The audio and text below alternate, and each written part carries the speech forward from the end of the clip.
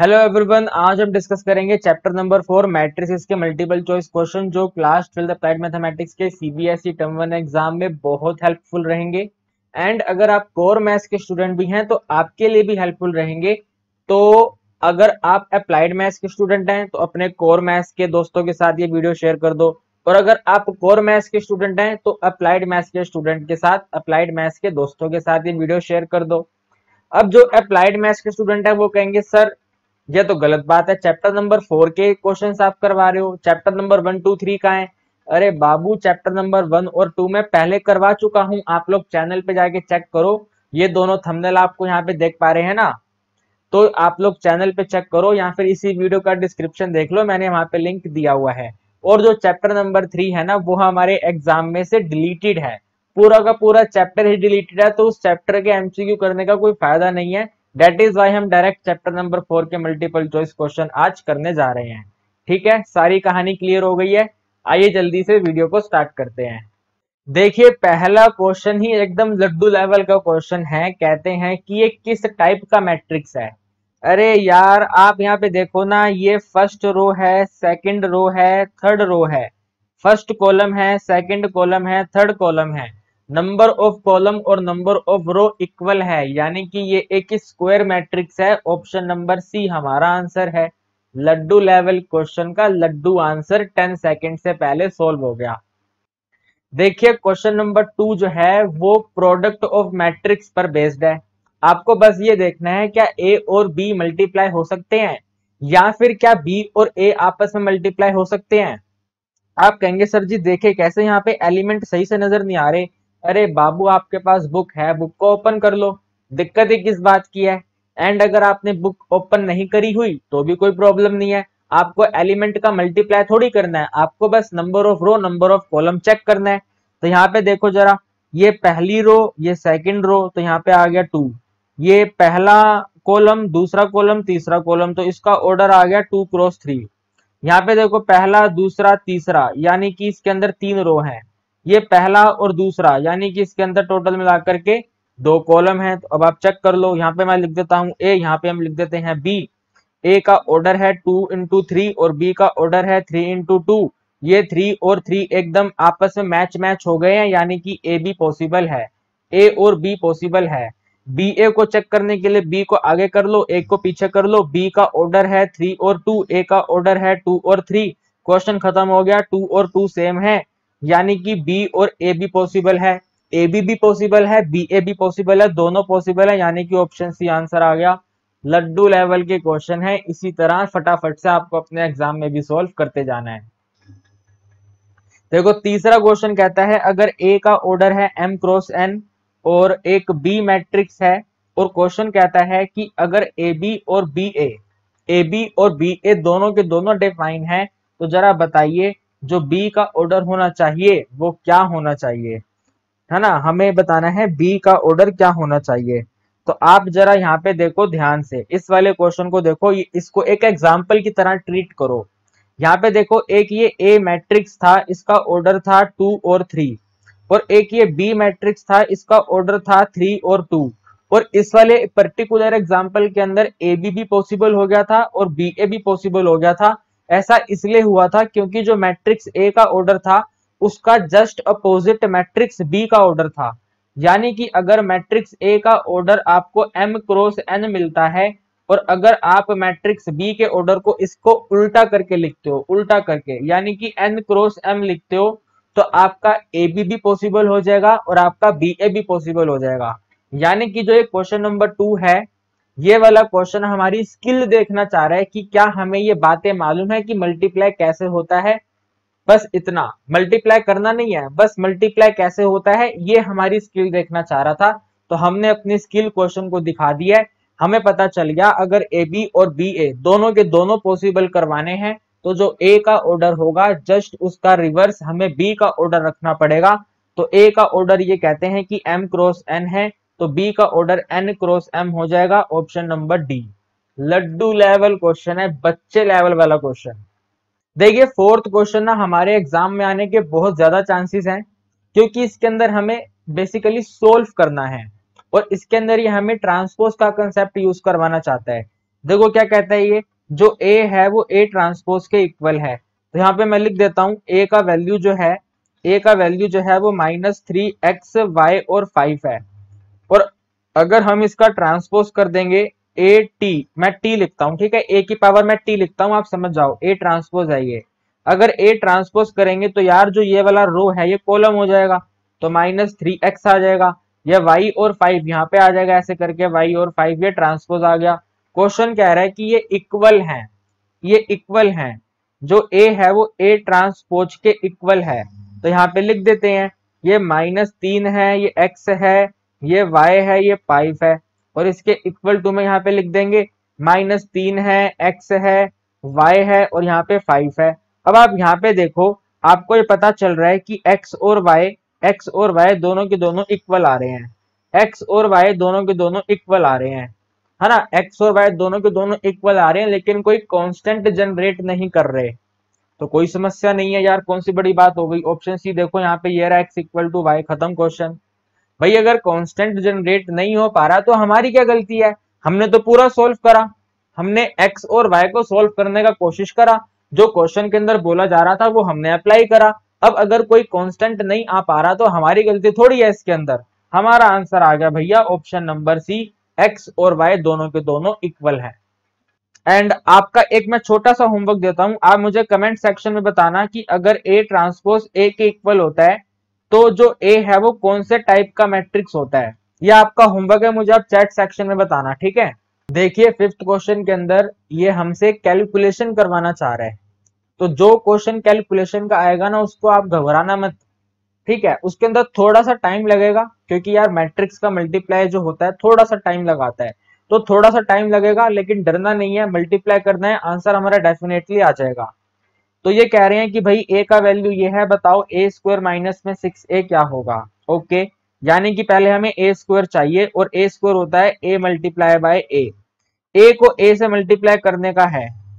अभी उड़ा देते हैं क्वेश्चन को, यहाँ पे लिखेंगे 4132, और इसके बगल में भी यहाँ पे चिपका देंगे 4132। अब यार आपको मल्टीप्लाई करना तो आता ही है ना, सिंपल मल्टीप्लाई कर दो बस। रो 1 को कॉलम 1 से करेंगे, 4 इंटू 4 आएगा 16, 3 एकम 3 करेंगे 3 आएगा, और 16 और 3 को कर देंगे तो यहाँ पे 19 आ जाएगा। बच्चों की तरह लिखना मत 16 प्लस में 3 इक्वल टू 19, ऐसा नहीं, फटाफट उड़ाना है क्वेश्चन को। फिर उसके बाद रो 1 को कॉलम 2 से करेंगे, तो 4 एकम 4, 2 एकम 2, 4 और 2 आ गया टोटल 6। उसके बाद 3 2 को 4 3 से करेंगे, रो 2 को कॉलम 1 से करेंगे, तो 4 इंटू 3 करेंगे 12 आएगा, 2 इंटू 3 करेंगे 6 आएगा, 12 और 6 को एडिंग कर देंगे तो 18 आ जाएगा। फिर last row last column, second row second column, 3 और 2 को 1 और 2 से करना है, 3 एकम 3, 2 दूनी 4, 3 और 4 को एडिंग कर दिया जाएगा तो 7 हो जाएगा।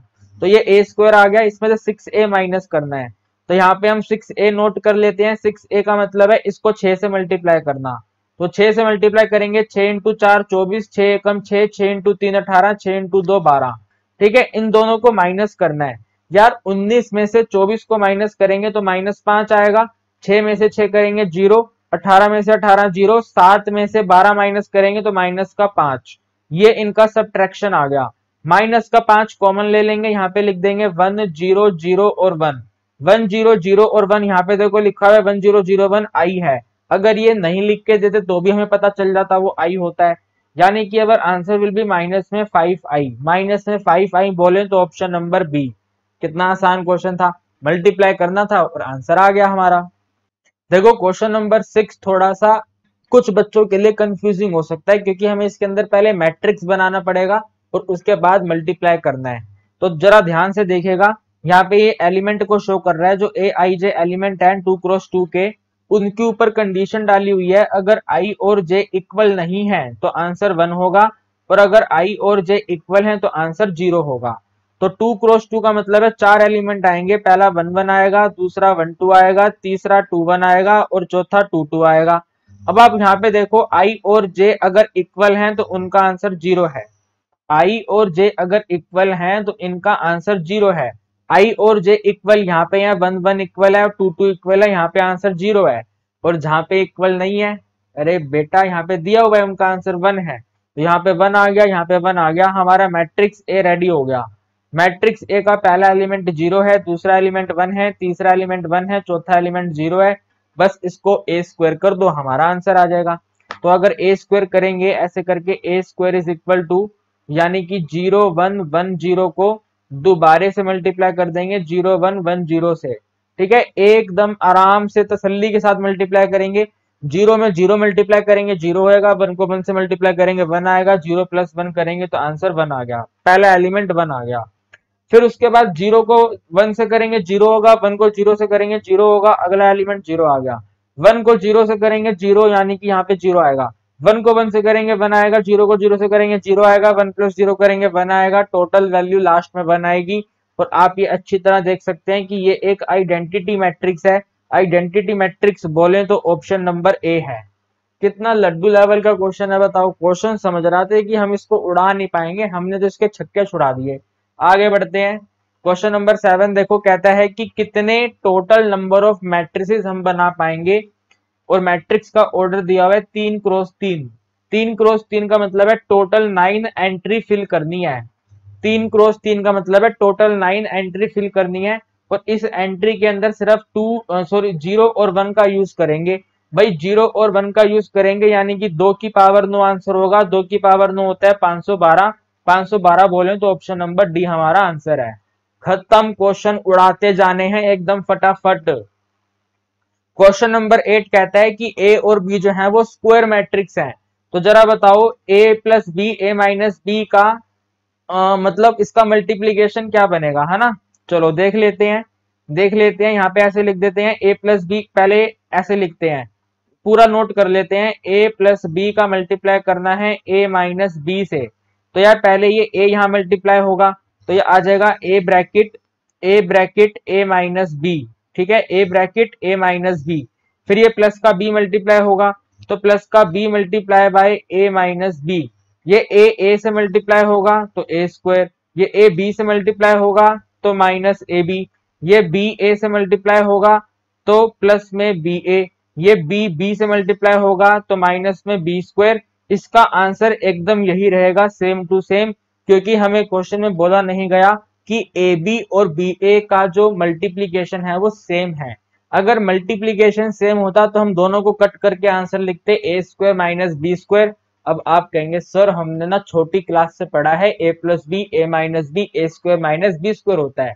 अरे हमने भी पढ़ा है, हमने पढ़ाया भी है, लेकिन ये वाला क्वेश्चन उस कंसेप्ट पे है ही नहीं। ये क्वेश्चन अलजेब्रा का थोड़ी है कि बताओ कि इसकी है किसकी आइडेंटिटी है। ये तो कह रहा है कि मल्टीप्लाई करने पे क्या आएगा ये आप बताओ। और क्वेश्चन ने साफ साफ लिखा हुआ है कि भाई ए बी और बी ए इक्वल है नहीं, है ना। ये तो हमें मालूम ही नहीं है कि इक्वल है नहीं है। अगर इक्वल होता तो वो 0 हो जाता, कैंसिल हो जाता, लेकिन अभी वो कैंसिल नहीं होगा।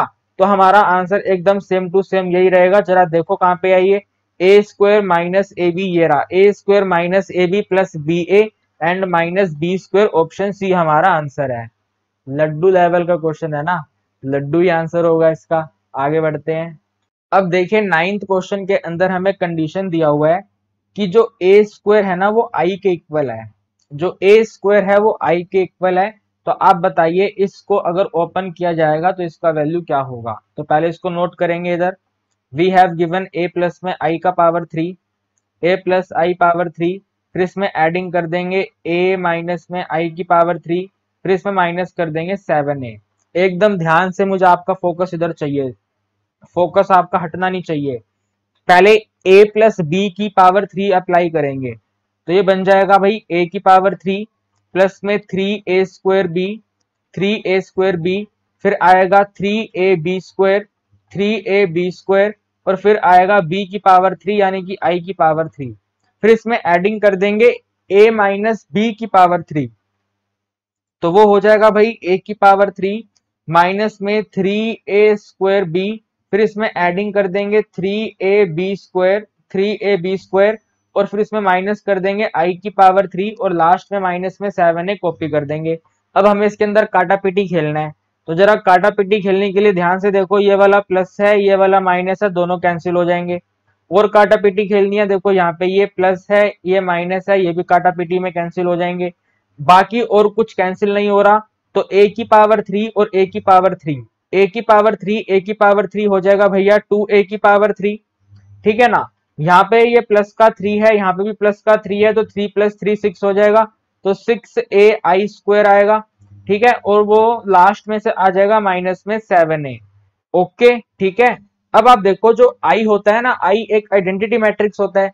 आइडेंटिटी मैट्रिक्स के ऊपर कितनी भी पावर कर दी जाए वो आइडेंटिटी मैट्रिक्स ही रहता है।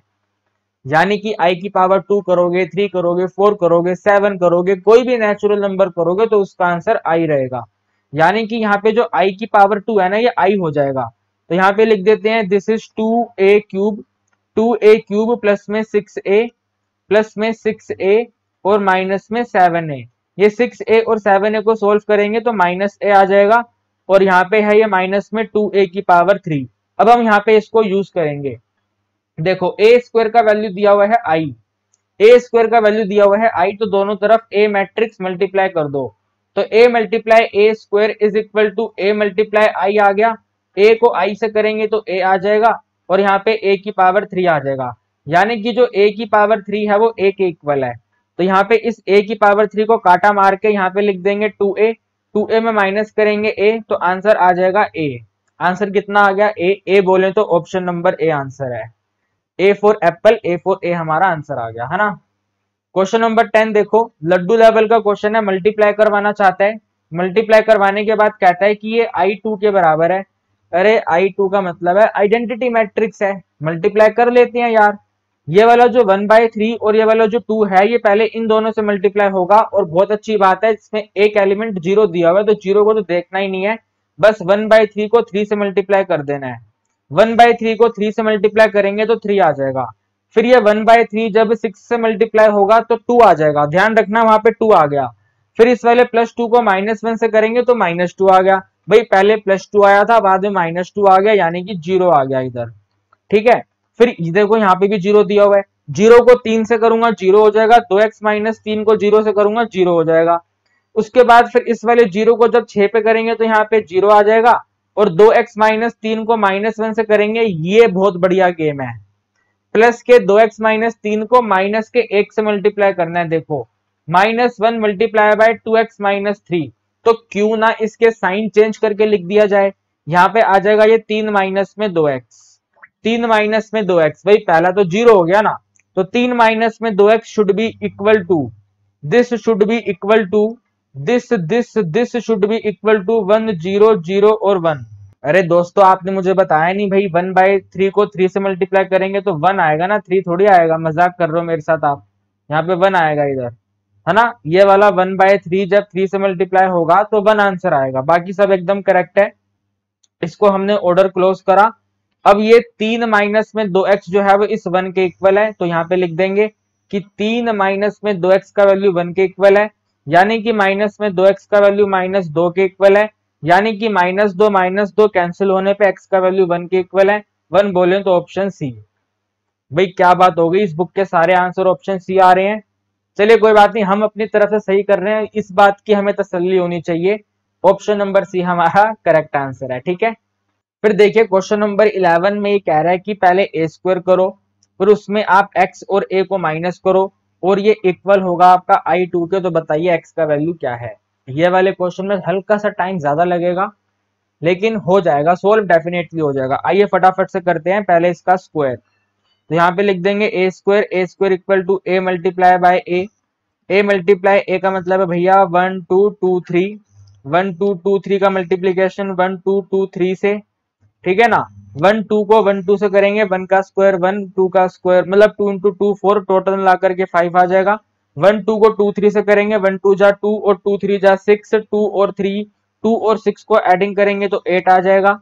फिर 2 को 1 से करेंगे, 2 3 को 2 से करेंगे 6, दोबारा से 8 आ जाएगा। 2 को 2 से करेंगे 4, 3 को 3 से करेंगे 9, यहाँ पे 13 आ जाएगा। इसमें से हमें x इंटू में a माइनस करना है, तो यहाँ पे x इंटू a लिख लेते हैं। x इंटू a का मतलब है a को x से मल्टीप्लाई करना, तो यहाँ पे x आ जाएगा, यहाँ पे 2x आ जाएगा, यहाँ पे 2x आ जाएगा, यहाँ पे 3x आ जाएगा। इन दोनों को माइनस करना है, तो माइनस करने पे ऐसे बन जाएगा ये 5 माइनस में x, यहाँ पे 8 माइनस में 2x, यहाँ पे भी सेम ही आएगा 8 माइनस में 2x, 8 माइनस 2x, और यहाँ पे आएगा 13 माइनस 3x। ठीक है, क्वेश्चन कहता है कि ये जो वैल्यू है ना ये आइडेंटिटी मैट्रिक्स इक्वल है, यानी कि 1001 के इक्वल है। अब आपका जहां से मन करे, जिस भी एलिमेंट को कंपेयर करने का मन करे, आप अपना आंसर फाइंड कर लो। भाई मैं तो पहले कोई कंपेयर कर लूंगा, ये बहुत इजी लग रहा है मुझे। यानी कि 5 माइनस एक्स का वैल्यू 1 है, यानी कि माइनस एक्स का वैल्यू 1 माइनस 5 है, यानी कि माइनस एक्स का वैल्यू माइनस 4 है, तो बोलेंगे एक्स का वैल्यू 4 है। ठीक है ना, एक्स का वैल्यू 4 है, यानी कि ऑप्शन नंबर ए है। ऑप्शन नंबर ए है। ठीक है, +4 आंसर आ गया। अब देखिए क्वेश्चन नंबर 12 कहता है कि अगर a का वैल्यू ये है और a स्क्वायर का वैल्यू ये है, देन दिस। अब बताइए क्या है, देखो क्या करेंगे, क्या करेंगे भाई, इस a को 2 बार मल्टीप्लाई करेंगे। तो यहाँ पे लिख देता हूं मैं a स्क्वायर फाइंड करने जा रहा हूं। ठीक है, a स्क्वायर फाइंड करने जा रहा हूं, यानी कि a b और a का मल्टीप्लाई करने जा रहे हैं a b और a से। ठीक है, और ये क्वेश्चन कहता है कि ये वाला वैल्यू इक्वल है अल्फा बीटा और अल्फा के। समझ पा रहे हो ना, जो ए स्क्वायर का वैल्यू है वो अल्फा बीटा अल्फा दिया हुआ है। तो यहाँ पे इनको मल्टीप्लाई करो, ए को ए से करेंगे तो ए स्क्वायर आएगा, बी को बी से करेंगे तो बी स्क्वायर आएगा। तो ये आ गया है ए स्क्वायर प्लस में बी स्क्वायर। ठीक है, ए स्क्वायर प्लस में बी स्क्वायर। उसके बाद ए को बी से करेंगे तो ए बी आ जाएगा, बी को ए से करेंगे तो बी ए आ जाएगा। भाई मल्टीप्लाई में ए बी हो या बी ए हो, बात तो बराबर होती है, यानी कि यहाँ पे ये 2 ए बी आ जाएगा। ठीक है ना, फिर यहाँ पे दोबारा से ये 2 ए बी आ जाएगा, और यहाँ पे दोबारा से ये ए स्क्वायर प्लस में बी स्क्वायर आ जाएगा। तो ये वाला वैल्यू हमें इक्वल बोला जा रहा है अल्फा बीटा और अल्फा के। तो देख लेते हैं भाई, अल्फा का वैल्यू इसके बराबर है A square B square, alpha equal to A square B square, alpha equal to A square B square, alpha equal to A square B square, alpha equal to 2ab। गलत बात है, ये गलत है।